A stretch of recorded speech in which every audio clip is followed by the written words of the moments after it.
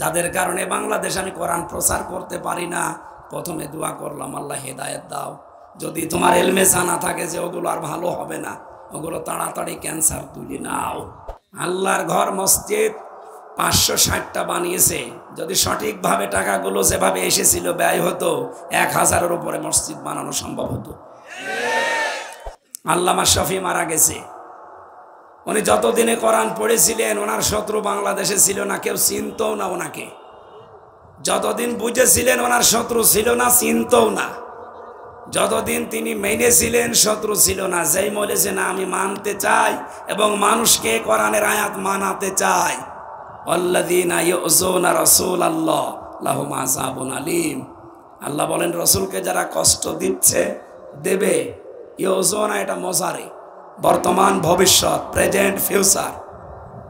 বিশ্বনবীকে যারা কষ্ট দিচ্ছে ভবিষ্যতেও দেবে, তাদের জন্য যন্ত্রণাদায়ক আযাব পাঠাবে আল্লাহ। কে বলছেন? উনি এই আয়াতটা বুঝেছিলেন, এই জন্য মানুষকে মানাতে চেয়েছেন যে রাসূলকে গালি দেওয়া, কষ্ট দেওয়ার মাধ্যমে আল্লাহর আযাব এই দেশে নেমে আসবে, এটা আমি হতে দেব না। আমি রাসূলকে কষ্ট দেয় তাদের বিরুদ্ধে আইন চাই, এ কথা বলেছিলেন না? এই 13 দফার ভেতরে এটাও ছিল। তখন তার নাম পর্যন্ত পাল্টিয়ে গেছে, নাম হয়ে গেছে তেতুল হুজুর। নাম কি তেতুল হুজুর ছিল? আমরা তো ওইটাই চাচ্ছি।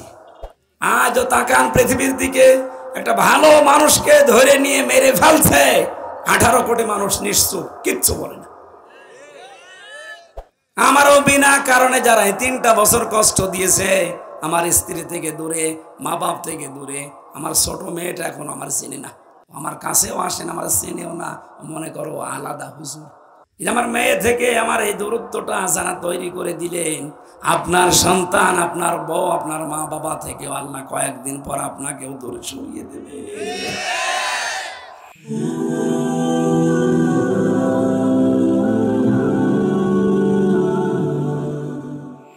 হযরতে আবু হুরায়রা থেকে বর্ণিত, বিশ্ব নবী জানিয়েছেন, মান ক্বারাআল কুরআনা, যে ব্যক্তি কোরআনে কারিম পড়ে, কি করে? এখানে আলেম যারা আছে তাদেরকে বলছি, পড়া কোন শব্দ যদি পান, ওর ভেতরে 4টা বিষয় লুকিয়ে থাকে। কয়টা? কেউ যদি বলে যে কোনো বিষয় আমি পড়তে চাই, কমপক্ষে 4টা শর্ত তাকে মানা লাগবে। এটা তো আমি বানালাম নাকি? সূরা বাকারা 1ম নাম্বার পারা 18 নাম্বার পৃষ্ঠার 4 নাম্বার লাইনের 121 নাম্বার আয়াতে দলিলটা আছে। আল্লাযীনা আতাইনাহুমুল কিতাবা ইয়াতলুনাহু হাক্কা তিলাওয়াতি। আল্লাহ বলেন যাদেরকে আমি কোরআন দিয়েছি তারা এর হক আদায় করে পড়ে। পৃথিবীতে 850 কোটির উপরে এখন মানুষ, আমরা মাত্র 175 কোটি মুসলমান। কত? 175 কোটি মুসলমান আমরা, তারা বলতে পারি এ কিতাব আমাদের। এ কিতাব কাদের? বুক ফুলিয়ে বলতে পারি না? সুতরাং এটা যদি আমাদের হয়, এটা পড়তে হলে, যদি হক আদায় করতে হয়, কয়টা শর্ত বললাম? বলেন। 1 নম্বরে আপনাকে শুদ্ধ করে পড়া লাগবে, আর শুদ্ধ করে পড়ার জন্য এই যে এরকম জায়গায় দেওয়া লাগবে। আমি গেছি ওনার মাদ্রাসায়, কারিয়ানা বিভাগ আছে, নুরানি বিভাগ আছে। কোরআন শুদ্ধ করে পড়তেই হবে, মাস্ট বি, নয়তো আপনি যতটুকু পড়বেন গোনা হবে। 2 নম্বরে একে বোঝার চেষ্টা চালাতে হবে। 3 নম্বরে যতটুকু বুঝবেন অতটুকুই মানবেন। যদি বলেন কেন? হযরত ওমর রাদিয়াল্লাহু তাআলা আনহু বলেন, সূরা নাস আর ফালাক, এই 2টা সূরা আমার জীবনে বাস্তবায়ন করতে কমপক্ষে 11 বছর সময় লেগেছে। কত? এই 2টা সূরার ভেতরে আয়াত আছে কয়টা? বলেন না কেন? তাহলে মুরব্বী মানুষ একা বলছে। হযরত ওমর মনে হয় পড়তে পারতেন না, তাই? হ্যাঁ, আপনি আমারে পড়তে বলেন এই 2টা সূরা, সর্বোচ্চ সময় লাগবে মাত্র 1-1.5 মিনিট।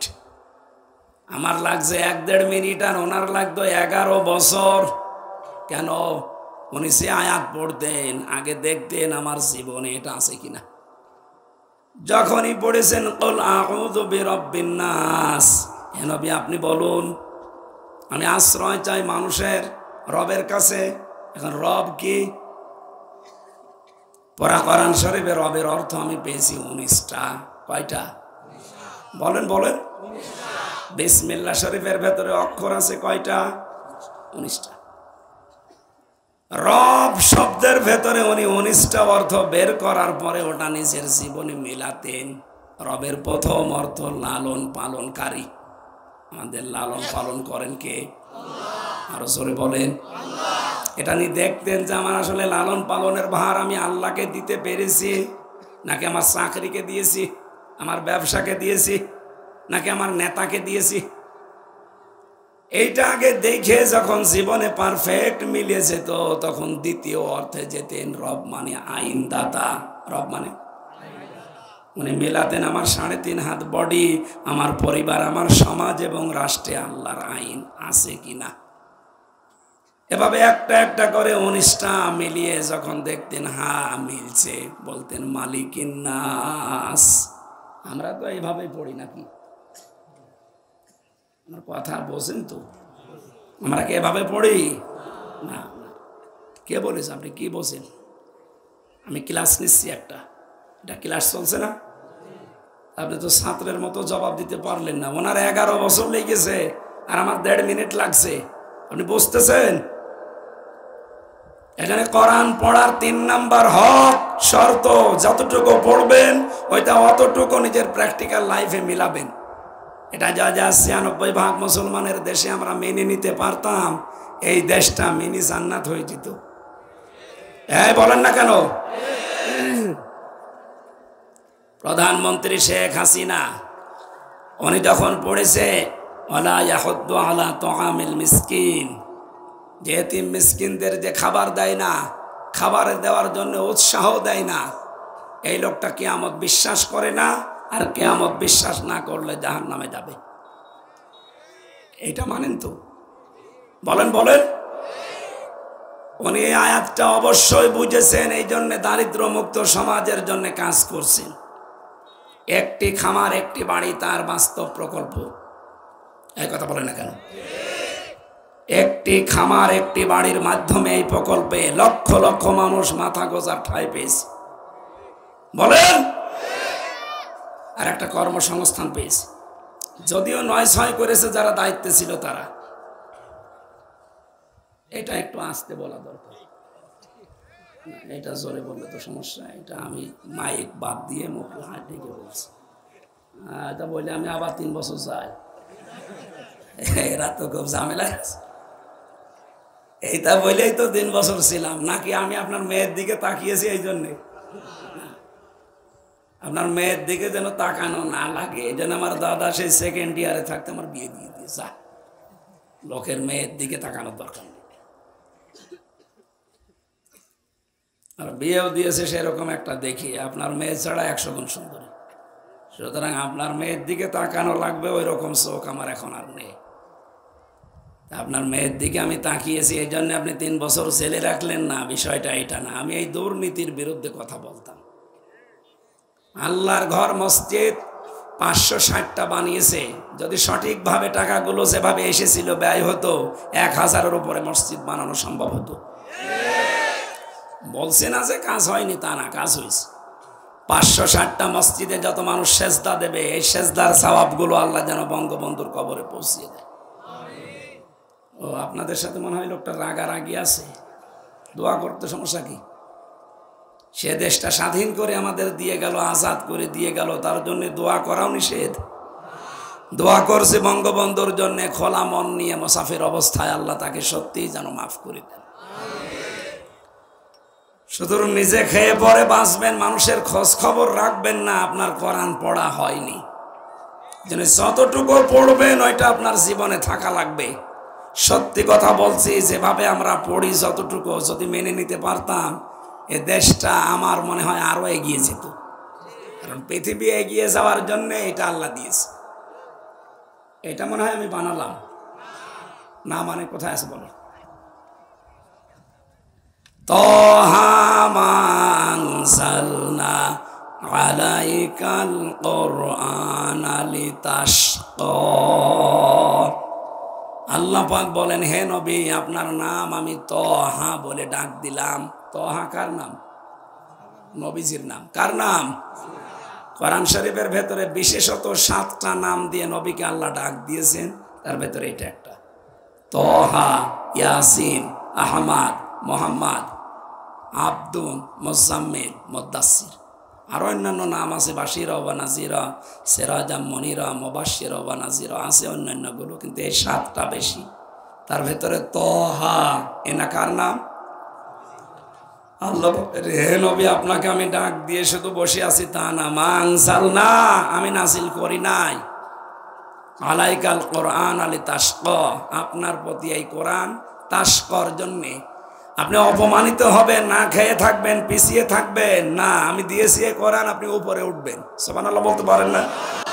সুতরাং এটা যদি আজ আমরা এই 15 বছরের ভেতরে সামনে রাখতে পারতাম, আমার মনে হয় দেশটা যেখানে গেছে আরো এগিয়ে যেত।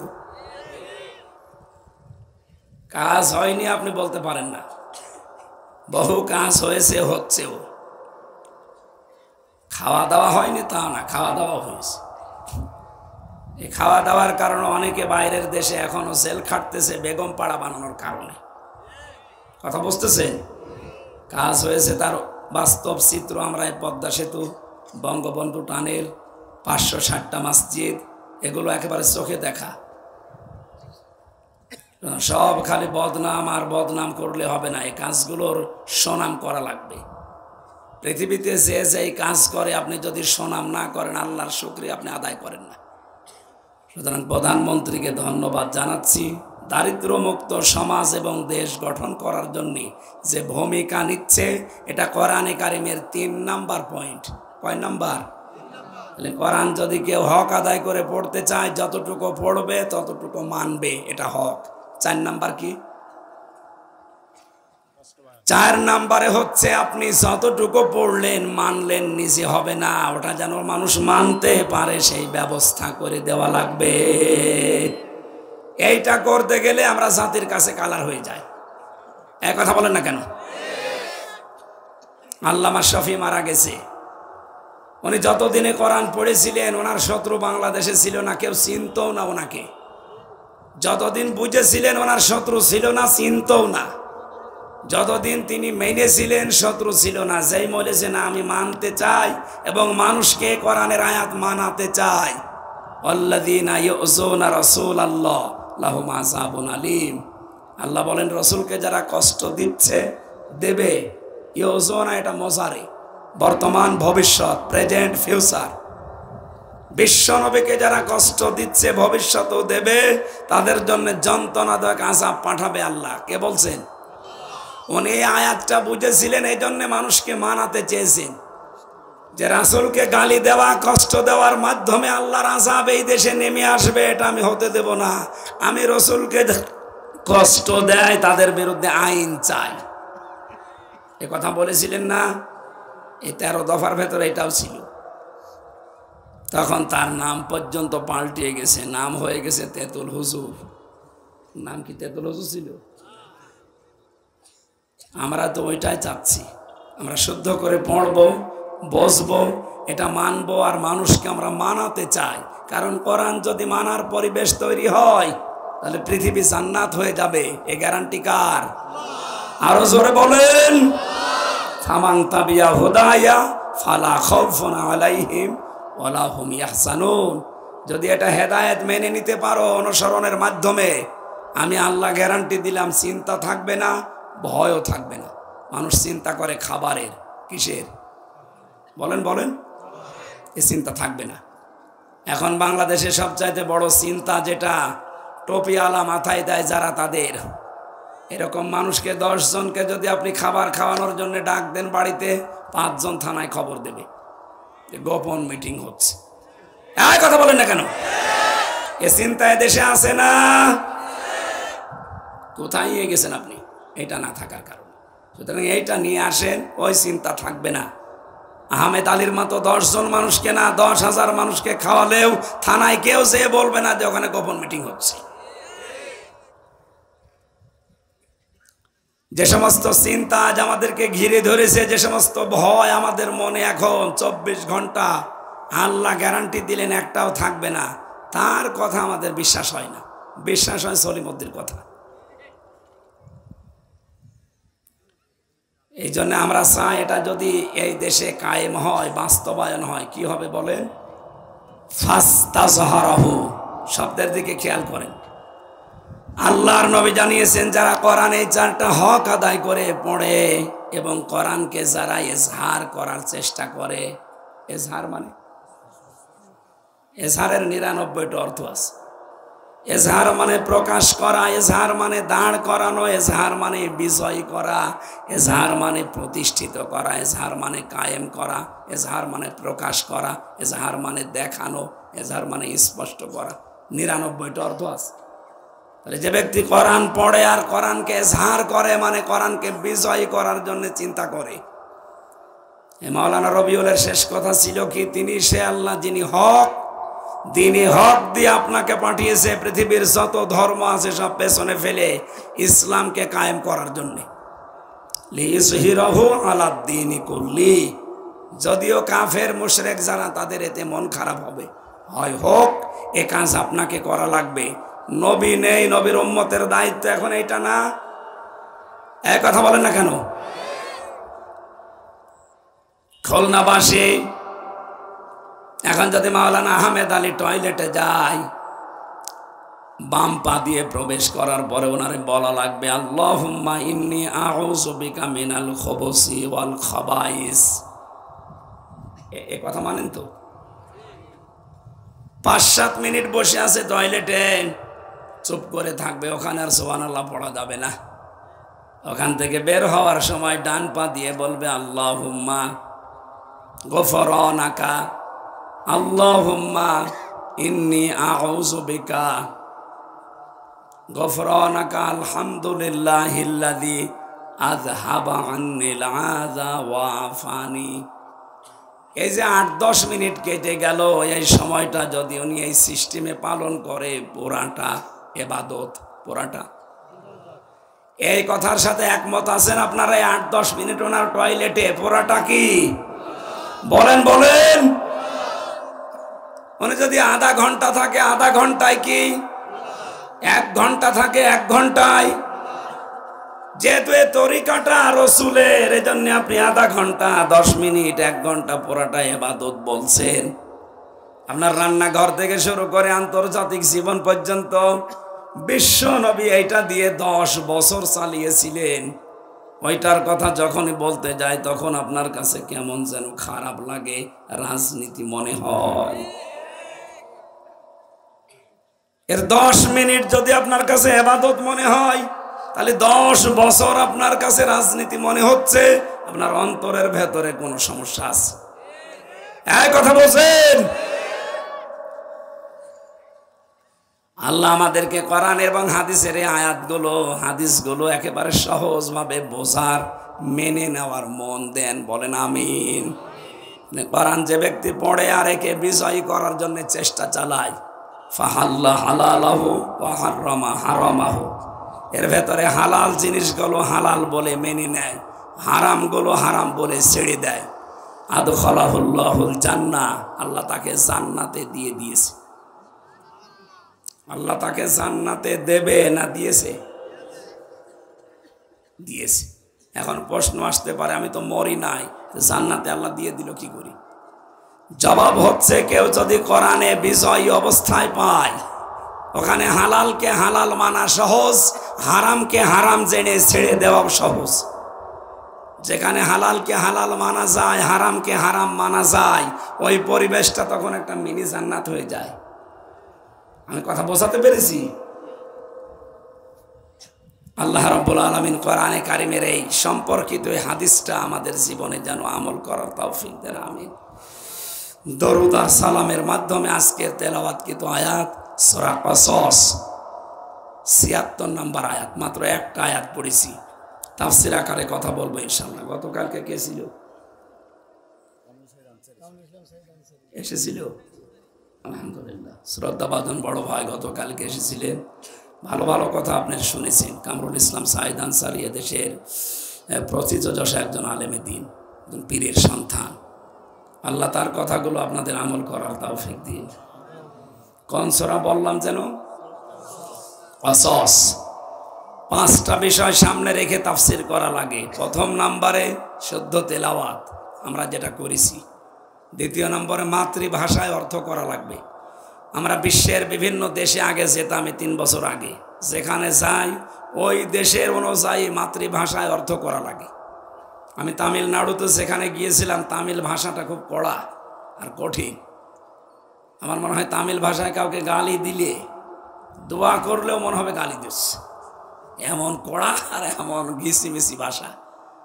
ওই দেশে আগে আরবিতে পড়ার পরে ওই দেশের যে ভাষা, ওই ভাষায় আগে মাতৃভাষা ওদের, ওইটা অনুযায়ী ওদেরকে অর্থ বলা লাগে। এরপরে দোভাষী যিনি আছে উনি তা আমারটা ট্রান্সলেশন করে দেয়। এবার বলছিলাম, আমরা যেহেতু বাংলা ভাষার মানুষ, আমরা বাংলা অর্থ, মাতৃভাষা আমাদের বাংলা, আমরা করব ঠিক ওই কায়দায়। 3 নম্বরে ঐতিহাসিক প্রেক্ষাপট বলতে হবে।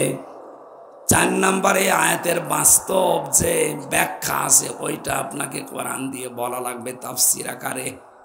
5 নম্বরে ওখান থেকে মূল শিক্ষা নিয়ে বাড়ি যাওয়া লাগবে। কয়টা? 5টা বিষয় শুনতে যতটুকু সময় লাগে, থাকবেন তো ইনশাআল্লাহ? শুদ্ধ তেলাওয়াত যেহেতু আমরা করেছি, প্রতিটি অক্ষরে অলরেডি আমাদের আমল নামায় আল্লাহ 10টা করে নেকি লিখেই দিয়েছেন। বলেন সুবহানাল্লাহ। আল্লাহ পাক বলেন, ইন্না কারুনা কানা মিন কওমি মূসা ফাবাগা আলাইহিম।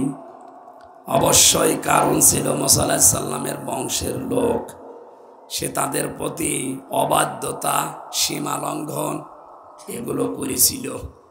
ওয়াতাইনাহু মিনাল কুনুজ, আমি আল্লাহ তাকে এমন সম্পদের মালিক বানিয়েছিলাম, মা ইন্না মাফাতিহাহু লাতানু বিল উসবাতি উলিল কুওয়া, তাকে যে সম্পদের মালিক বানিয়েছি, একদল শক্তিশালী যুবক শুধু তার মালের চাবি বহন করার জন্য লাগতো।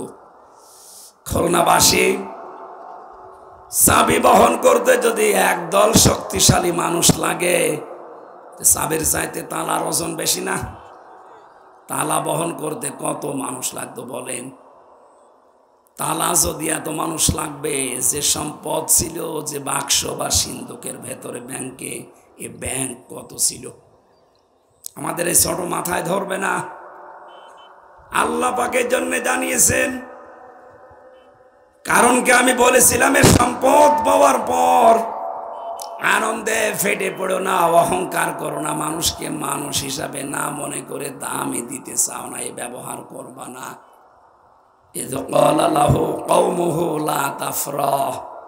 তার বংশের, তার এলাকার যারা সম্মানিত মানুষ, সৎ মানুষ, আলেম যারা, জ্ঞানী যারা, তাদেরকে এই কথাগুলো ওরা বোঝাতো। আলেমেরা ওই সম্পদশালী কারণকে এই কথাগুলো বুঝিয়েছে। সে সম্পদের মোহে পড়ে অহংকার করে মানুষকে মানুষ মনে করেন না, এটা বন্ধ করেন। ইন্নাল্লাহা লা ইউহিব্বুল ফারিহিন, অবশ্যই আল্লাহ বেশি আনন্দ করা মানুষকে ভালোবাসেন না। আয়াতের বাংলা অর্থ এটা ছিল। এখানে 3টা বিষয় আমরা পেলাম। কয়টা? আমার গলা নাই ভেঙে গেছে, আপনাদের তো গলা ভালো আছে, জবান খুলে বলেন তো কয়টা? পৃথিবীতে 3টা বিষয় যার কাছে থাকে সে এমনি এমনি গরম হয়। একটা হচ্ছে টাকা, আর একটা হচ্ছে ক্ষমতা, আর একটা নারী। কি বললাম? আমি কি বানিয়ে বলছি? তাফসীর থেকে বলছি। এই 3টা বিষয় যার কাছে থাকে, ও দিন যত যায় তত গরম হয়। এই পৃথিবীতে সবচাইতে বেশি মানুষকে জাহান্নামে পাঠিয়েছে টাকা, ক্ষমতা আর নারী। এখন হয়তো এটা নেই, বলেন। আজ টাকা যাদের বেশি, আপনি তাকান, ওদের পা মনে হয় মাটিতে পড়তে চায় না। আর চেয়ার যাদের আছে, কি হনুরে হনুমান হয়ে গেছে, একটা বারের জন্য ভাবে না যে চেয়ার স্থায়ী না। এই যে আমি চেয়ারে বসেছি, এটা কি স্থায়ী না? আমাকে আগে চেয়ার বলে দিয়েছে হামসা, বেশি সময় না, 1-1.5 ঘন্টা। এরপরে ওঠা লাগবে, নতুন মানুষ এখানে এসে বসবে, হয় সভাপতি বসবে, নয় প্রধান অতিথি আসলে উনি বসবে। একথা বলছেন এখানে? পৃথিবীর প্রত্যেকটি চেয়ার এই কথা তার যে বসে তাকে বলে দেয় কানে কানে, যদিও আমরা ওটা শুনতে পাই না। পৃথিবীর বড় চেয়ারে বসেছিল না ফেরাউন? কথা বলেন না কেন? নমরুদ যে চেয়ারে বসা ছিল, চেয়ারে বসিয়ে জুতা পিটা দিয়ে দুনিয়া থেকে বিদায় দিয়েছে। এই জন্য পৃথিবীর ময়দানে চেয়ারে বসলে অহংকার করা যাবে না। চেয়ার মানে আমি কিন্তু এই যে এই চেয়ার, এই যে এই চেয়ার, এই চেয়ারের কথা বলছি। অনেকে মনে করেছে পারে ওই চেয়ারের কথা বলে আমি মার খাবো না, মরে গেলে ওই চেয়ারের কথা বলবো না। ও চেয়ার কিয়ামত পর্যন্ত থাক। চেয়ার মানে কোন চেয়ার? এই যে কালো চেয়ার, এখানে বসলেই তারে ওঠা লাগবে। এই জন্য চেয়ারের অহংকার আমাদের সাজে না। কথা বলেন না কেন? 3 নম্বরে নারী। 3 নম্বরে কি? হাজারো মানুষ জাহান্নামে যাচ্ছে নারীর কারণে। এই জন্য আল্লাহ এই 3টা বিষয় একটা একটা করে সূরার ভেতরে খুব সুন্দরভাবে সাজিয়েছেন। 3 নম্বরে পেয়েছি কি? ঐতিহাসিক প্রেক্ষাপট, শানে নজুল। কোরআন শরীফের ভেতরে 88টা আয়াত দিয়ে এই সূরাটা আল্লাহ সাজিয়েছেন। এই সূরা একবারে মক্কার জহফা নামক জায়গায় একবারে আল্লাহ নাজিল করেন যেদিন বিশ্ব নবী মক্কা থেকে মদিনায় হিজরত করে কাবা শরীফের বাইরে চলে গিয়েছিলেন।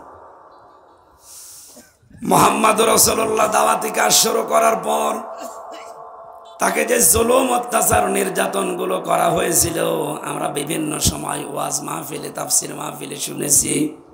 নবীজিকে 3 বছর পর্যন্ত শিয়াবে আবু তালিবের জেলখানায় আটক রাখা হয়েছিল। কথা বলেন না কেন?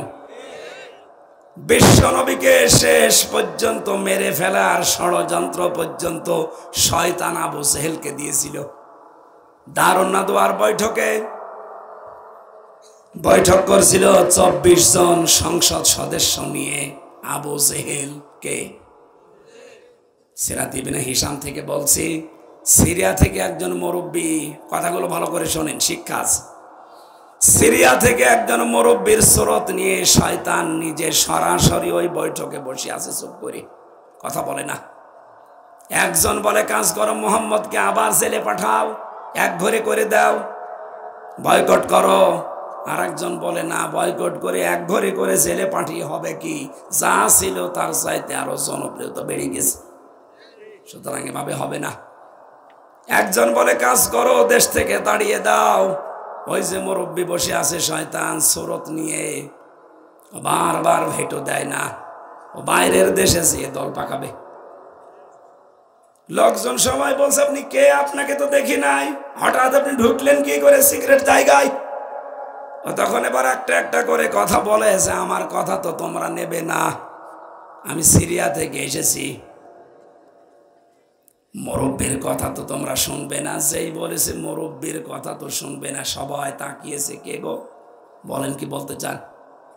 এই শয়তান মুরব্বীর সুরত নিয়ে তখন আবু জেহেলকে এই পরামর্শ দিয়েছিল, এ চ্যাপ্টার সাফ করে দাও, মুহাম্মদকে মেরে ফেলো। সিরাত ইবনে হিশামের টিকায় লেখা আছে, বলবো টিকাটা, কথা শুনতেছেন? 24 জন সংসদ সদস্য বসে আছে আবু জেহেলের, সব গুরুত্বপূর্ণ পদে বসা। এই মুরব্বী সিরিয়া থেকে সুরত ধরে শয়তান মুহাম্মদুর রাসূলুল্লাহকে মেরে ফেলার জন্য সিদ্ধান্ত দিচ্ছে। আবু জেহেল সিদ্ধান্ত মেনেও নিল। আপনি বলেন তো, যারা সামনে ছিল একটা মানুষও প্রতিবাদ করে নাই, করার মনও তাদের নেই। একটা লোকে কি বলতে পারতো না, না এ লোকটাকে 3 বছর আটক রেখে আমরা দেখেছি, এ মানুষকে হত্যা করা লাগে যে কাজ করলে, এরকম কাজ নবীজি করেছিল। একটা মানুষকে মেরে ফেলা লাগে যে কাজ করলে, এরকম কাজ নবী করেছিল?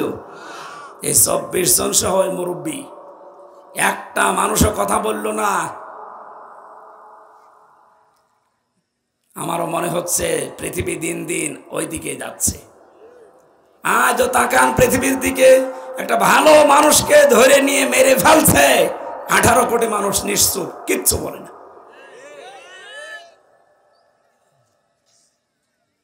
আপনি কি বুঝে শুনে ঠিক বলছেন নাকি ওই পাশের লোক বলছে তাই ঠিক বলছে? বলেন তো ১৫০০ বছর আগে যা যা হয়েছিল, আমার মনে হচ্ছে পৃথিবী এখন ওই রকম অবস্থায় যাচ্ছে। বিনা কারণে একটা মানুষকে ধরে নিয়ে যাবে, মেরে ফেলবে, আটক রাখবে বছরের বছর। এদেশে ১৬ কোটি ১৮ কোটি মানুষ, একটা মানুষও মুখ খোলে না, সব চুপ। ওদের নাই বিবেক মরে গিয়েছিল, আপনারও কি বিবেক মরে গেছে?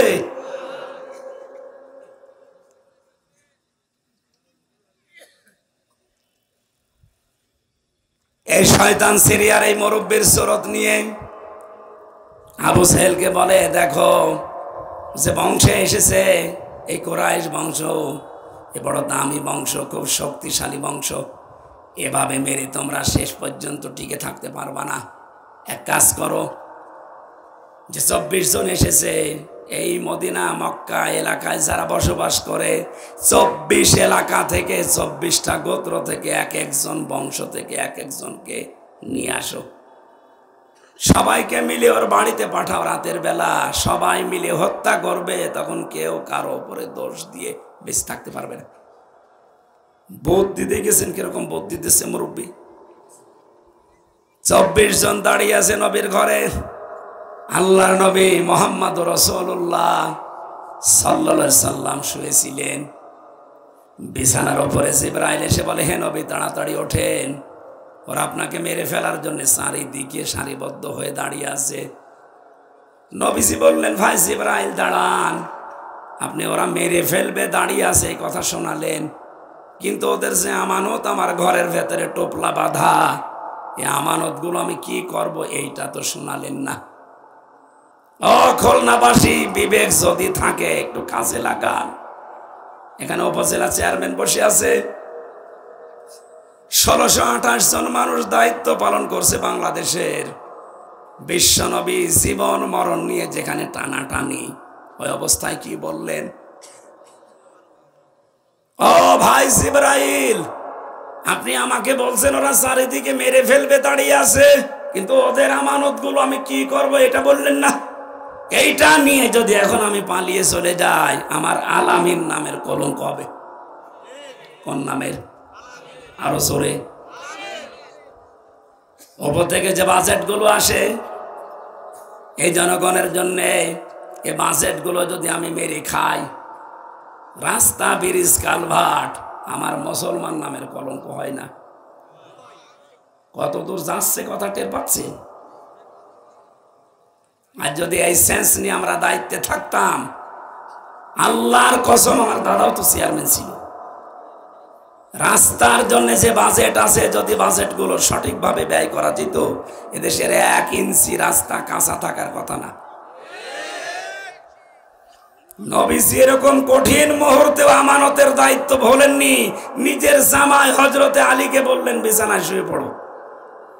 মরণের বিছানায় নিজের জামাইকে রেখে আমানতের দায়িত্ব পালন করছে। আর আমরা এত সহজভাবেও পালন করতে চাই না, আরো মেরে খাই। আমার মুসলমান নামের কলঙ্ক হয় না? হযরতে আলীকে বললেন, এক কাজ করো, ওই চাদরটা গায়ের উপরে দিয়ে আমার বিছানার উপরে শুয়ে পড়ো। ওই যে আমানতের টোপলাগুলো দেখতে পাও, আমি যখন চলে যাব মদিনায়, এই আমানতগুলো সবার কাছে পৌঁছিয়ে পৌঁছিয়ে ৩ দিন পরে আমার সাথে দেখা করবা। হযরতে আলী বলেন, হে নবী আপনি যান, আমার বিশ্বাস হয়ে গেছে আপনার কথার উপরে যে ৩ দিনের ভেতরে আমার মরণ হবে না। কি বিশ্বাস করতো রসুলের কথাকে বলেন তো? এখনই বিছানার উপরে শুয়ে পড়লে ২৪ জন খোলা তরবারি নিয়ে দাঁড়িয়ে আছে, আসবে, নবী মনে করে কুপিয়ে শেষ করে ফেলবে। অথচ নবীর কথার উপরে কত দৃঢ় বিশ্বাস। নবী আপনি যান, অন্তত ৩ দিনের ভেতরে আমার মরণ হবে না, কারণ আপনি বলেছেন ৩ দিন পরে মদিনায় আমার সাথে দেখা করবা। হযরতে আলী বলেন, আমি শুধু সামনের দিকে চাদরটা ধরে রেখেছি, ফেরেশতা জিবরাইল এসে নবীজিকে সূরা ইয়াসিনের কয়েকটা আয়াত পড়িয়ে সামনের দিকে বালি ফিকে মারলেন, চলে গেলেন। ওটা আমার বোঝানোর বিষয় না, আমার শিক্ষার বিষয়। হযরতে আলী এই ২৪ জন ঘরে প্রবেশ করার পরে দেখে হ্যাঁ শুয়ে আছে, মনে করে মোহাম্মদ শুয়ে আছে। একজন বলে দেয়, আর একজন বলে দাঁড়া একটু দেখে মারি। চাদরটা তুলবে হযরতে আলী এই যে ধরে আছে চাদর ওরা তুলতে পারে না, এত নাড়াচাড়া করে, এত ঝাপটা ঝাপটি করে না, হয় না, ধস্তাধস্তি করছে, হয় না। কি গো, কয়জন ভেতরে আছে? সাইজ দেখে তো মনে হচ্ছে একজনই, এত শক্ত কেন? আমরা 24 জন ধরে ধস্তাধস্তি করি, অথচ চাদর খুলতে পারি না। হযরতে আলী মনে মনে সিদ্ধান্ত নিয়েছে, যতক্ষণ আমার সাথে এরা ধস্তাধস্তি করবে, আমার নবী 2 পা মদিনার দিকে এগিয়ে যাবে। ও বাংলার 18 কোটি মুসলমান, এখান থেকে শুধু শোনা না, সুবহানাল্লাহ পড়া না।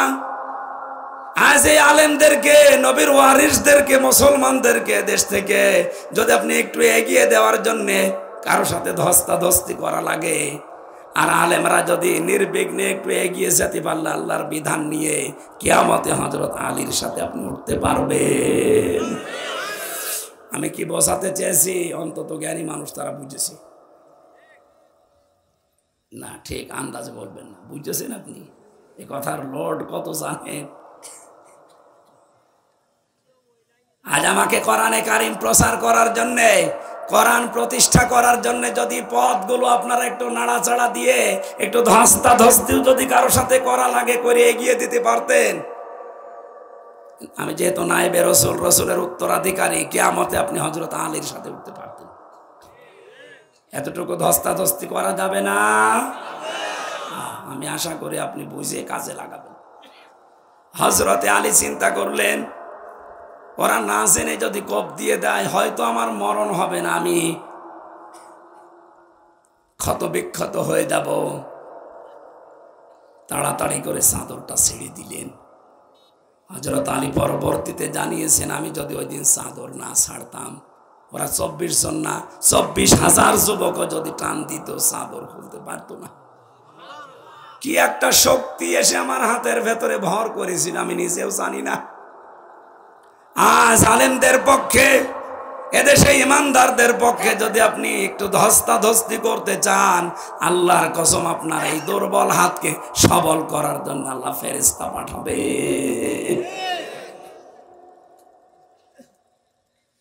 উনি খুলে দিলেন। মুখ দেখার পরে বলে, কে তুই? মোহাম্মদ কই? মোহাম্মদ কই আমি জানি না, তবে তোমাদেরকে একটা গুরুত্বপূর্ণ তথ্য জানাই। ওই যে টোপলা টোপলা বাঁধা আছে, নাম লেখা আছে, ওগুলো মোহাম্মদ আমাকে বসিয়েছে, ওগুলো তোমাদের আমানত, নিয়ে নাও। বলেন তো, যারা মারার জন্য এসেছে তাদের মাল নিয়ে আরো বাইরের দেশে পালিয়ে যাওয়ার কথা, এই কথা বলেন না কেন? এই জন্য আজ কয়দিন ইন্টারনেটে একটা কথা ঘুরছে, এদেশের ইসলামী আন্দোলনের একজন নেতা জানিয়েছে, যতদিন পর্যন্ত বাংলাদেশ থেকে অসৎ চরিত্রের মানুষগুলোর কাছ থেকে ক্ষমতা কেড়ে সৎ এবং দায়িত্বশীল মানুষের হাতে দিতে না পারবেন, ততদিন আল্লাহ রসুলকে মানা হবে না। আমরা চাই আবু সেহেলের মতো মানুষের মাথার উপর থেকে খাবারের ঝুড়ি নামিয়ে আবু বকরের মতো মানুষের মাথায় তুলে দিতে। হযরত ওমর খাবারের ঝুড়ি যখন পেয়েছিলেন, এর আগে ছিল যার কাছে, এ লোকটা থাকতে দুনিয়াটা জাহান্নাম ছিল আবু সেহেলের কারণে। অথচ একই খাবারের ঝুড়ি যখন হযরত ওমরের মাথার উপরে আল্লাহর নবী তুলে দিয়েছেন, কি অবস্থা তৈরি হয়েছিল। গভীর রজনীতে ঘুরে ঘুরে দেখতেন এলাকার মানুষের অবস্থান কি। আমি শুধু বলার জন্য বলছি না, বাস্তব কি তাকান। হঠাৎ একটা বাড়ির সামনে দিয়ে যাওয়ার সময় দেখলেন এক বাড়ি থেকে একটা যুবক মানুষ বের হয়, আবার প্রবেশ করে, বের হয়, আবার প্রবেশ করে।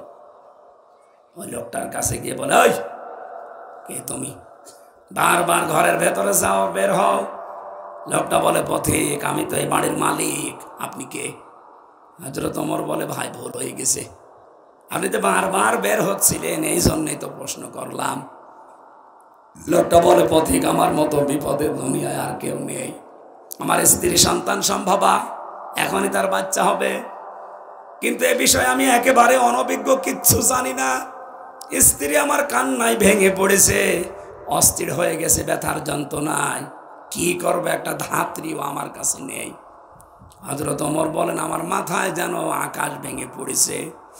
দৌড় দিয়ে বাড়িতে গেলাম, নিজের স্ত্রীকে ডাক দিয়ে বললাম, আব্দুল্লাহর মা, আল্লাহ জান্নাত বিক্রি করছে, যদি কিনতে চাও আমার সাথে দৌড়াও। ও বাংলার দায়িত্বশীল মানুষগুলো,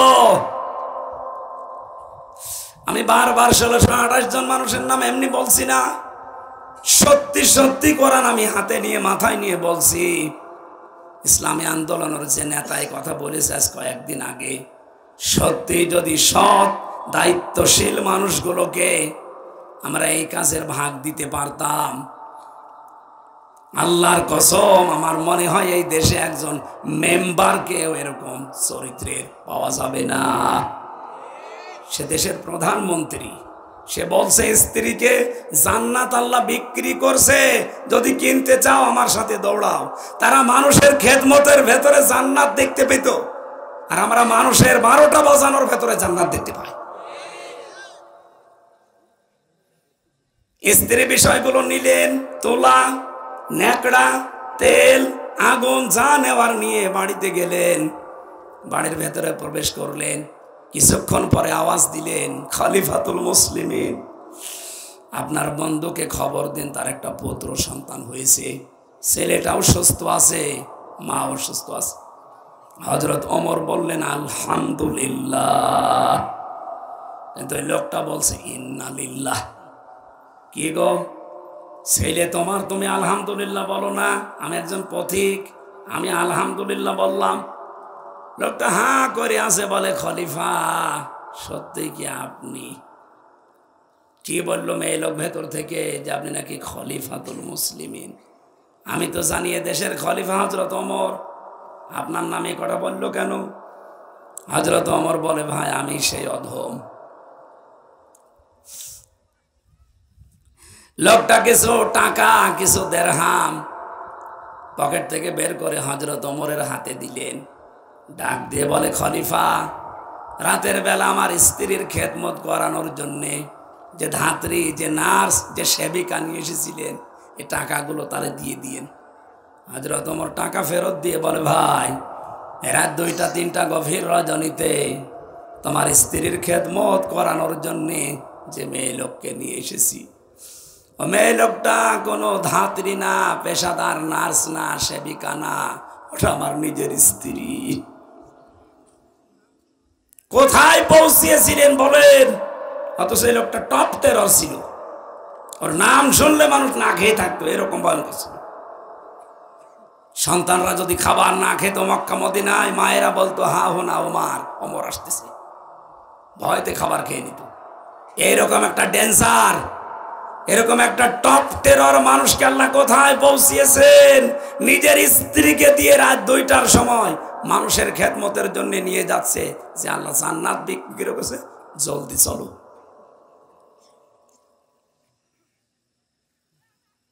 হযরতে আলী রাদিয়াল্লাহু তাআলা আনহু বলেন, আমার বিশ্বাস ওই সময় জন্মিয়েছে 3 দিনের ভেতরে যেহেতু আমার মরণ হবে না নবীর সাথে দেখা করার আগে, সুতরাং ওরা যা বলে আমি সব হজম করে নিলাম। বিশ্বনবী ওখান থেকে চলে গেলেন হযরতে আবু বকরের বাড়িতে, দাঁড়িয়ে সালাম দিলেন, আসসালামু আলাইকুম ইয়া আহলাল বায়ত। বাড়ির ভেতর থেকে সঙ্গে সঙ্গে আওয়াজ দিয়েছে, লাব্বাইক ওয়া সাদাইক ইয়া রাসূলুল্লাহ। নবীজি বলেন, আবু বকর, মাত্র একবার ডাক দিয়েছে রাত 2টা 3টার সময়, তুমি কি ঘুমাওনি? হযরতে সিদ্দিক আকবর বলেন, হে নবী, 6 মাস আগে আপনি আমাকে একটু টাচ দিয়েছিলেন যে হিজরত করা লাগতে পারে। আপনি বলেননি যে তোমাকেই নিয়ে যাব, আপনি বলেছিলেন হিজরত করা লাগতে পারে, হয়তো তোমাকে নিতে পারি। এই পারি কথা শোনার পর 6 মাস আমি আর বিছানায় ঘুমাইনি। যতটুকু জিনিস নেওয়া যায় ওগুলো নিয়ে আমি নিজেই এই বিছানার সাথে হেলান দিয়ে প্রতিদিন ঘুমাই। আল্লাহ পাক বলেন, এভাবে যদি আমার রাসূলকে তোমরা ভালোবাসতে পারো, কি করব আমি জানো? কুল ইন কুনতুম তুহিব্বুনাল্লাহা ফাত্তাবিউনি ইউহিব্বুকুমুল্লাহ ওয়া ইয়াগফির লাকুম যুনুবাকুম আল্লাহু গফুরুর রহিম। এভাবে যদি আমার রসুলকে ভালোবাসা দিতে পারো ইত্তেবা অনুসরণের মাধ্যমে, আমি আল্লাহ বলছি জীবনের অপরাধ শুধু মাফ করব না, ওই জায়গাটা ফাঁকা হয়ে যাবে, নেকি দিয়ে পাল্টিয়ে দেব। বলেন সুবহানাল্লাহ। হযরত সিদ্দিক আকবরকে নিয়ে নবীজি চলতে লাগলেন। বিশাল যে ঘটনা আছে আমি সামারাইজ করছি, এই কারণে কয়েকটা শিক্ষা এবার বের করব। হযরতে আবু বকরকে নিয়ে যেখানে তিনি গারে সরে 3 দিন ছিলেন, কত ষড়যন্ত্র হয়েছিল, একটা ষড়যন্ত্র কাজ হয়নি, সব আমার আল্লাহ বাঁচিয়ে দিয়েছেন। কেন বাঁচালেন? এখানে প্রশ্ন আসতে পারে, কেন বাঁচালেন? সুরাকার স্রোত ধরে এসেছিল, কত রকমের কায়দা করেছে, আল্লাহ সব জায়গা থেকে তাকে বাঁচালেন একটাই কারণ, বিশ্বনবীকে আল্লাহ জানিয়েছেন মা উনজিলা ইলাইকা মির রাব্বিক ওয়া ইল্লাম তাফআল ফামা বাল্লাগতা রিসালাতা ওয়াল্লাহু ইয়াসিমুকা মিনান নাস। আল্লাহ পাক বলেন, হে নবী, আমি যা নাযিল করেছি এই বিধান যদি আপনি প্রচার করেন, তাবলীগ করেন, মানুষকে জানানোর ব্যবস্থা করেন, বিপদ আপদ আসবে, আমি আল্লাহ আপনাকে নিজে বাঁচাবো। যেই দিন থেকে নবী যেটার তাবলীগ করা আরম্ভ করেছেন, ৮২ বার তাকে হত্যা করার জন্য চেষ্টা চালিয়েছে। ইহুদিরা একবার হত্যা করতে পারে নাই, প্রত্যেকবার বাঁচিয়েছে কে? ও বাংলার মুসলমানেরা, আজ যদি আল্লাহর কোরআনের সূরা মায়েদার এই ৬৭ নম্বর আয়াত আমরা হক আদায় করে পালন করি, প্রচার করার সিদ্ধান্ত নেই প্রত্যেকে, আল্লাহর কসম বিপদ আপদ আসবে, আমার আল্লাহ নিজের দায়িত্বে বাঁচাবে। মক্কা থেকে যাবার সময় সোহফা নামক একটা জায়গা, ওখান থেকে মদিনা মক্কার দিকে তিনি ঘুরলেন। কাবা শরীফের দিকে ঘুরিয়ে বললেন, কাবা, আমার মন চাচ্ছিল না তোকে ছেড়ে চলে যায়, আমার মন চায় তোকে খেদমত করতে, কিন্তু তোর নিষ্ঠুর সন্তানরা আমরা থাকতে দিল না। নবীজিকে আল্লাহ ওই সময় একটা আয়াত নাযিল করে সান্ত্বনা দিয়েছিলেন। বাংলার ৯৬% মুসলমানেরা, কোরআনে যারা বিশ্বাস করো, এই আয়াতটা শুনে মনে সান্ত্বনা নিয়ে যাও। ইন্নাল্লাযী ফারাদা আলাইকাল কোরআন লারাদ্দুকা ইলা মাআদ। এই সূরা কসসের ৮৫ নম্বর আয়াত। এ কোরআনের আইন মানা আপনার জন্য ফরজ। এ কোরআন মানার কথা বলতে গিয়ে আজ আপনাকে দেশে থাকতে দিল না, ওরা দেশ থেকে তাড়িয়ে পর্যন্ত দিচ্ছে। আমি আল্লাহ গ্যারান্টি দিলাম, সেখান থেকে আপনাকে বিদায় করে দেওয়া হচ্ছে, এই জায়গায় আপনাকে আমি ব্যাপক ক্ষমতা দিয়ে নিয়ে আসব। বিশ্বাস যদি কোরআনের উপরে করে থাকেন, অত্যাচার জুলুম নির্যাতন যত বাড়বে তত তাড়াতাড়ি এ কোরআন বাংলাদেশে কায়েম হয়ে যাবে। মেয়েদের সন্তান যখন হয়, প্রথমেই কিন্তু চলে আসে না, প্রথমে পানি আসে, এরপরে রক্ত আসে, এরপরে সন্তানের মাথা। ৫৩ বছর বাংলাদেশটা স্বাধীন হওয়ার পরে আমাদের পানির মতো জীবন কাটছিল। এরপরে এই কয়েক বছরে আমরা তামাম দুনিয়ায় দেখতে পাচ্ছি মুসলমানদের রক্ত ঝরছে। এই কথা বলে না কেন? বাংলাদেশে ঝরছে না? কত মানুষ গুম হয়ে গেছে, খুন হচ্ছে বিনা কারণে, বছরের পর বছর আটক আছে, রক্তক্ষরণ হচ্ছে হৃদয় দিয়ে, তার স্ত্রীর, তার মার, তার সন্তানের। আমারও বিনা কারণে যারা ৩টা বছর কষ্ট দিয়েছে, আমার স্ত্রী থেকে দূরে, মা বাপ থেকে দূরে, আমার ছোট মেয়েটা এখন আমার চিনে না, কারণ ওরা 1 বছর রেখে গিয়েছিলাম, এখন ওর 4 বছর। আমার কাছেও আসেন, আমার চেনেও না, ও মনে করো আলাদা হুজুর। হ্যাঁ, জেল থেকে বাড়ি যেদিন আসলাম আমার বলছো, হুজুর আমাদের বাড়ি চলেন। আমাদের বাড়ি চলেন মানে? ও মনে করছে অন্যান্য সময় তো হুজুররা আসে দেখা করার জন্য, মনে হয় ওরকম আর একটা হুজুর। হুজুর আমাদের বাড়ি চলেন। আমার মেয়ে থেকে আমার এই দূরত্বটা যারা তৈরি করে দিলেন, আপনার সন্তান, আপনার বউ, আপনার মা বাবা থেকে আল্লাহ কয়েকদিন পর আপনাকেও দূরে সরিয়ে দেবে। আমাকে যেখানে থাকতে দেন না, যেতে দেন না, এ পাশের জেলা সাতক্ষীরা, কোথায় বাড়ি ভদ্রলোকে জানি না, এসেছে দায়িত্বে জেলার, এসেই কোরআনে কারিমের কয়েকজন আলেমের নাম নিয়ে বলেছে এরা ঢুকলে আমি এদেরকে মেরে ফেলবো, গ্রেপ্তার করব। জেলা কি তোমার বাবার নাকি? চেয়ার পেয়ে কি হনুরে হনুমান হয়ে গেছে। বরদোয়া তো করা লাগে না, মুসাফির অবস্থায় এমনি মুখ দিয়ে চলে আসতেছে। যাদের কারণে বাংলাদেশ আমি কোরআন প্রচার করতে পারি না। প্রথমে দোয়া করলাম, আল্লাহ হেদায়েত দাও। যদি তোমার এলমে জানা থাকে যে ওগুলো আর ভালো হবে না, ওগুলো তাড়াতাড়ি ক্যান্সার তুলে নাও। কারণ 3টা বছর বাইরে থাকলে আমার মনে হয় আরো 150 মানুষ মুসলমান হইত। 4-5 বছরে 151 জনের উপর আমি মুসলমান বানিয়েছিলাম। 3 বছর আরো বেশি হইতো না। এ বের হওয়ার পরও কয়েকজন হয়েছে। আমার চেহারাতে কি হয় বলেন? 3 বছরের প্রতিদিন তাহাজ্জুদের নামাজ আমার দোয়া ছিল এটা, আল্লাহ যদি মুক্ত বাতাসে আমার নিয়ে যাও, তোমার বান্দা বান্দীদের কোরআনের কথাগুলো সহজ সরল ভাষায় বোঝাতে পারি, আর ওরা যেন সহজে বুঝতে পারে, সেই তৌফিক আমাকে ভিক্ষা দিও। আল্লাহ আমাকে দিয়েছে। আমি অল্প সময় কথা বললেও মানুষ বোঝে যে আমি বোঝাতে চাই কি। বোঝা যাচ্ছে না? আজ যারা আমরা বিভিন্ন কায়দায় দূরে সরে যাচ্ছি, আল্লাহর কসম লা রদ্দু কাইলা মাগাদ তাকিদ দিয়েছেন আল্লাহ। অবশ্যই আপনাকে আমি এই জায়গায় বড় ক্ষমতা দিয়ে ফিরিয়ে নিয়ে আসবো। আমি ওই আয়াতের উপর 100% বিশ্বাস করে জানাচ্ছি, এদেশে আবার ইসলামের গতি সঞ্চার হবে, কালেমার পতাকা আবার উড়বে, আবার আলেমদের জন্য বাংলাদেশ মুক্ত হবে ইনশাআল্লাহ। বিশ্বনবী ওখান থেকে গেলেন। এই যে আয়াতগুলো নাজিল হয়েছিল 88টা, কয়টা? তার ভেতরে 76 নাম্বার আয়াতটা গুরুত্বপূর্ণ। এখানে 8টা ভাগ করা আছে। কণ্ঠটা যদি সাপোর্ট করতো আর আল্লাহ যদি ছেড়ে দিত, আমার মনে হয় পুরা 8টা বিষয় যদি তাফসীর আকারে কথা বলতে পারতাম আরো সহজ হতো বোঝা। যদি একটা শুধু টাচ দিচ্ছি, নবীজিকে আল্লাহ কারুনের ঘটনা শোনালেন কেন? আমি যারা মুফাসসির আছে, যারা তাফসীর পড়তে পারে তাদের বলছি, 42টার উপরে আমি তাফসীর দেখেছিলাম ভার্সিটিতে থাকাকালীন। মুফাসসিরিন ইকরাম লিখেছেন আল্লাহ এত কথা বলতে বলতে কারুনের কথা বললেন কেন নবীকে? কারণ এই পৃথিবীতে বিশ্ব নবী সহ যত নবীকে ইসলাম প্রচারে বাধা দিয়েছে, থাকতে দেয় নাই দেশে, অধিকাংশগুলোই ছিল ক্ষমতাওয়ালা আর টাকাওয়ালা। আল্লাহ আগে ক্ষমতাওয়ালা ফেরাউনের নাম, হামানের নামে কিছু কথা বলেছেন, এবার শুরু করেছেন কারুনের নাম নিয়ে। এই জন্য টাকাওয়ালা যারা আছেন তাদের টাকাগুলো আজ ব্যয় হচ্ছে কোথায় একটু খেয়াল করেন। না জানি আপনার হাসর আবার কিয়ামতে কারুনের সাথে হয় কিনা।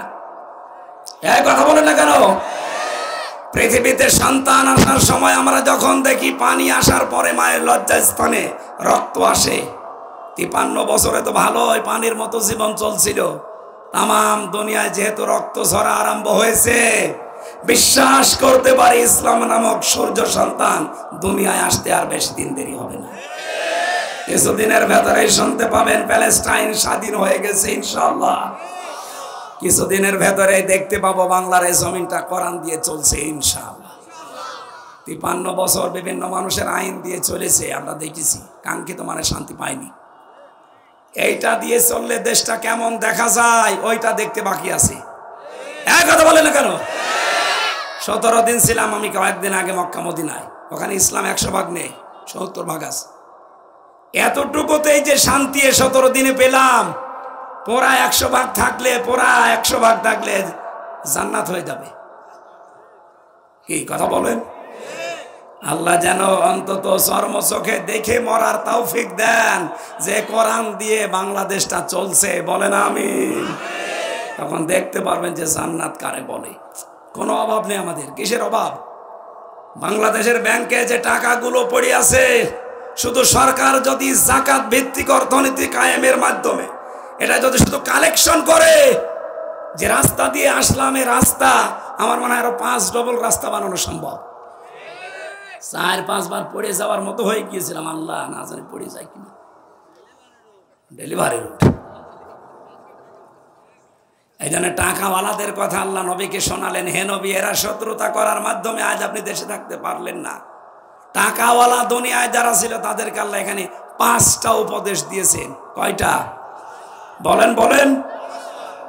আল্লাহ রাব্বুল আলামিন বলেন, 1 নম্বরে আমি ওই জামানার আলেমদের দিয়ে কারুনকে উপদেশ দিয়েছিলাম।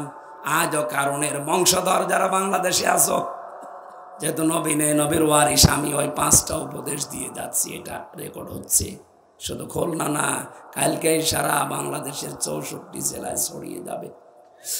কোরআনে কারিমে যে 5টা উপদেশ আল্লাহ দিয়েছিলেন, এবার বলছি ভালো করে মিলাবেন। আল্লাহ রাব্বুল আলামিন বলেন, 1 নম্বরে আমি বলেছিলাম লা তাফরাহ, আনন্দ করবা না, উল্লাস করবা না বেশি। আজ যারা টাকা পয়সার মালিক হয়ে, ক্ষমতার মালিক হয়ে ধরাকে সারা জ্ঞান করে উল্টাপাল্টা কাজ করছেন, থামেন। আপনাকে টাইট করতে আল্লাহর বিমান কামান পাঠানো লাগবে না। এ রক্তের ভেতরে 5 প্রকার ক্যান্সার হয়, যদি 1 প্রকার লাগিয়ে দেয় পুরা দাঁকও বিক্রি করে ঔষধ হবে না। আপনার সাথে বহু জায়গা আমার ঘোরা আছে, আমি বাস্তব দেখে এসেছি। রাতের বেলা আমরা দেখি 3টা জিনিস বেশি পাওয়া যায় রাস্তায়। কয়টা? বক্তা, কুত্তা আর পুলিশ। রাত গভীর হলে দেখবেন হয় বক্তার সাথে দেখা হবে রাস্তায়, নাই কুত্তার সাথে, নাই কার সাথে? পুলিশের সাথে। এই জন্য বয়স আমার অল্প, আমার 33 বছর বয়স এখন। সার্টিফিকেট আমার 92 সালে জন্ম, আর এমনিতে আমার জন্ম 90 সালে। প্রিন্সিপাল আমার এই কাজ করে 92 লিখে দিয়েছে। এই 33 বছর বয়সে আমি যা দেখেছি, আপনার 66 বছরও আপনি দেখতে পাননি। সুতরাং এই জন্য বাস্তব অভিজ্ঞতার ওপরে বলছি, সম্পদের বড়াই যারা করছেন, আপনি একটু ভয় করেন আল্লাহকে। কিশোর মালিক হননি আপনি, কি মালিক হয়েছেন আপনি? আমি যাদের সাথে থাকি আপনি তো জানেন, বাংলাদেশের 3 নম্বর ধনী তারা, আকিজ গ্রুপ। এই খুলনায় বাড়ি না, বেজেরডাঙ্গা, ফুলতলা। বেজেরডাঙ্গা ফুলতলা থেকে একেবারে যশোর পর্যন্ত পুরাটাই তাদের। বাংলাদেশে আকিজ গ্রুপের জমি কিনা নিষেধ। তাহলে কত কিছুর মালিক আপনি বলেন। তাদের মেন মসজিদের খতিব ছিলাম আমি, দেখেছি ভাই এই পর্যায়ের মানুষ। তাই সে ভয় করে মাঝে মাঝে জড়সড় হয়ে থাকে আর দোয়া চায়, হুজুর দোয়া করেন। কারণ উনি নিজেও তো ডাক্তার মহিউদ্দিন আকিজের বড় ছেলে। মাঝে মাঝে বলে, হুজুর না জানি একবার যদি একটা ক্যান্সার হয়, আকিজ গ্রুপ না পুরা বাংলাদেশ বিক্রি করেও ঔষধ হবে না। এরকম দামি দামি ঔষধ আছে দুনিয়ায়। তারা যদি ভয় করতে পারে, আপনি যেখানে আসেন আপনার পুরা বিক্রি করে দিলে তো হাফ ঔষধ হবে না। আপনার ভয় লাগে না? এই জন্য আনন্দ করা যাবে না সম্পদের মালিক হয়েই। এই আনন্দ করাগুলো বাদ দেওয়া লাগবে। 2 নম্বরে উপদেশ দিচ্ছি, ওয়াবতাগি ফীমা আতাকাল্লাহু দারুল আখিরাহ। টাকা পয়সা যাদের আছে, এইটা দিয়ে আখিরাতের ঘর তৈরি করেন। আজ কোরআন প্রচারের জন্য যদি আপনার 1টা টাকাও ব্যয় হয়ে থাকে, কিয়ামতে এই টাকাটা আপনার পক্ষে দাঁড়াবে। আল্লাহ বলেন, টাকাগুলো দিয়ে আখিরাতের ঘর বানাও। কারণ আপনি যতই চেষ্টা করেন, আর 100 বছর পরে এখানে থাকতে পারবেন? বলেন না, পারবেন না। আপনি যদি বলেন আমি হায়াত কিনবো, কে বলেছে? আকিজের এই মেজো ছেলে যেটা মারা গেল, শেখ মমিন, ওর যা টাকা আছে হায়াত কেনার বিষয় হলেও কিনতে পারতো না। পটল তুলিস চলে গেছে। এই জন্য যতটুকু আছে এটা দিয়ে আখিরাতের ঘর বানান। 3 নম্বরে ওয়ালা তানসা নাসিবাকা মিনাদ দুনিয়া। দুনিয়া ভুলে যেন না। দুনিয়া ভুলে যেন না মানে আপনার যতটুকু প্রাপ্য এখানে আছে অতটুকু আপনি ব্যয় করেন, কিন্তু অপচয় করা যাবে না। ও আহসিন কামা আহসানাল্লাহু ইলাইকা। আপনার প্রতি আল্লাহর যে দয়া, ইহসান, যে অনুগ্রহ, এটা আপনি মানুষের উপরে করবেন, তাহলে সমান সমান হবে। আমার যে কণ্ঠ বসে গেছে একটা নিয়ামত ছিল, এই যে চোখ, এই নিয়ামত কার? বলেন বলেন। আমি সৌদিতে মদিনায় যখন ছিলাম কিছুদিন আগে একটা ভিডিও দেখছিলাম। বিচারক একটা 11 বছরের অন্ধ ছেলে হাফেজ, তারে ডাক দিয়ে বলছে, তুমি যে এত সুন্দর তেলাওয়াত করলে, তোমার যে চোখ নেই, তোমার আফসোস হয় না? আল্লাহর প্রতি তোমার কোনো অভিযোগ নেই? ছেলেটা চোখের পানি ফেলে দিয়ে বলছে, বিচারক আমার তো অভিযোগ নেই, আমি আরো খুশি আল্লাহর উপরে। বিচারক বলছে, কি বললে? তুমি খুশি মানে? বলছে, হ্যাঁ। আমি যদিও অন্ধ, আমার 11 বছর বয়স, আমি জানি আমার 15 বছর আগে আমার গোনা লেখা শুরু হবে না, আমার একটা গোনা এখনো হয়নি। কিন্তু আমি বিশ্বাস করি কিয়ামতে প্রতিটি জিনিসের হিসাব দেওয়া লাগবে। আমার মালিক যদি কিয়ামতে, আমি আব্দুর রহমান, আমাকে তার সামনে দাঁড় করিয়ে পা থেকে মাথা পর্যন্ত একটু জিজ্ঞাসা করে বিভিন্ন নিয়ামতের, পা থেকে শুরু করে মাথা পর্যন্ত আস্তে আস্তে চোখের কাছে যখন আসবে, চোখটার কাছে আসলেই বলবো আল্লাহ একটু দাঁড়ান, তুমি আমার চোখ সম্পর্কে জিজ্ঞাসা করবো, আমি তো জন্ম থেকে অন্ধ, চোখ নামক যে নিয়ামত এ বিষয়ে আমি কিছু জানি না, দয়া করে তুমি এ ওসিলায় হলো আজকে আমারে মাফ করে দাও। ছোট 11 বছরের আব্দুর রহমানের কোন চিন্তা, আর আমি আছি কোন ধান্দায়? তোমার উপর আল্লাহ যে দয়াগুলো অনুগ্রহ করে করেছে ওইগুলো মানুষের উপরে দেখাও, অন্তত ঋণ শোধ হবে। 5 নম্বরে পৃথিবীতে বিশৃঙ্খলা সৃষ্টি করা যাবে না। বাংলাদেশ তো বেশ ভালোই চলছে, হঠাৎ একটা ইস্যু তৈরি করে দেশটা গরম করে অস্থিতিশীল বানিয়ে ফেলে কিছু মানুষ। এগুলো যারা করছেন থামেন। এই 5টা বিষয়ে সতর্ক থাকবেন। আমার শরীর আর কণ্ঠ দুই দিকে তাকিয়ে আমি আর এগোতে পারছি না, কথা বললেই কথা বের হচ্ছে না, খুব কষ্ট করে চাপ দিয়ে কথা বলা লাগছে। তাফসীর আকারে কথা বলতে গেলে আয়াতে কোটি কোটি কথা আছে, এরকম 2 ঘন্টা 1.5 ঘন্টা না। আগামীতে আসলে শীতের সময় নিয়ে আসেন, এই মাহফিল গরমের সময় হয় না। শীতের সময় আমি যেহেতু এখন বাইরে আসি, আল্লাহর ওলিরা যদি ভেতরে না দেয়, তো বাইরে থাকলে অন্তত শীতের সময় দাওয়াত নেবেন, আসবো ইনশাল্লাহ। এই ভাইয়ের মাদ্রাসা একটা মাহফিল আছে এই পাশে,